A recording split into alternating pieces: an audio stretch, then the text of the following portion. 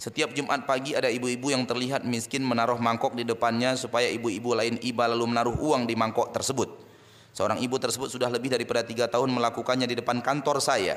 Melihat kondisi dia cukup sehat, apa yang sebaiknya saya lakukan untuknya? Apakah harus setiap bertemu infak atau tidak sama sekali? Karena seolah-olah ibu itu menjadikan profesinya sebagai peminta-minta. Sebenarnya tadi sudah kita jawab. Kita mau ngasih ibu itu berapa? 2.000, ya kasih aja. Dan tidak perlu ibu itu diinterogasi dulu. Kalau kita hanya mau memberi 2.000. Tapi kalau kita mau memberi 2 juta, itu perlu ibu itu diinterogasi. Bu, sini bu. Ini. Bu, sebenarnya tinggal di mana sih bu? Di sini. Anak ibu berapa? Boleh nggak saya datang ke rumah ibu? Ibu punya handphone bu? Punya. Ada kameranya. Coba lihat, ada rumah ibu seperti apa?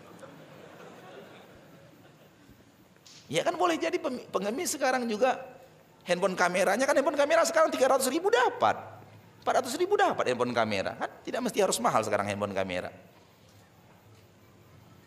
Oh benar bu ya. Oh, ini, jadi ibu benar-benar miskin ya? Ya, baik bu, ini 2.000, ya percuma. Ngapain interogasi kalau cuma 2.000? Kalau mau interogasi paling tidak 500.000 lah, 300.000. Jadi sang ibu itu juga puas diinterogasi, ya, merasa dicurigai, namun dia berhasil menegakkan argumentasinya bahwa dia memang orang miskin. Lalu dia dapat 200.000, 300.000 dari kita. Setelah interogasi setengah jam kasih cuma 5.000. Ibu itu mikir, dasar interogasinya panjang dapatnya cuma 2.000. Gitu.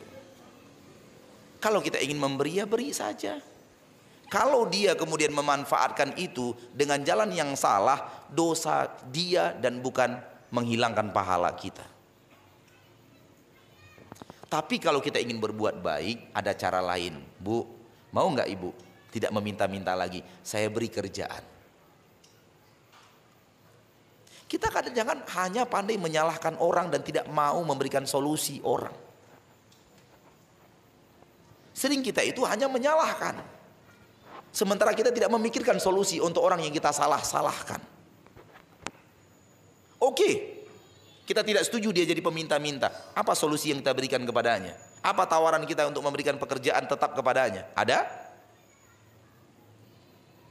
Kalau tidak ada, diamlah. Jangan banyak ngomong, kasih aja. Ya, kita nggak berikan solusi kok. Kita nggak punya solusi, kita nggak punya lowongan pekerjaan untuk dia. Dan seperti itu kita, dan seperti itu orang-orang sekantor dengan kita, jumlahnya ada 500 orang. Tak ada seorang pun yang memikirkan solusi untuk ibu yang miskin itu. Kalau tidak ada seorang pun dari 500 kaum muslimin yang ada di kantor itu memikirkan solusi, ya wajar aja ibu itu sudah 3 tahun masih jadi pengemis. Itu dari sisi kita. Kalau kita bicara sisi kita, dari sisi kitanya.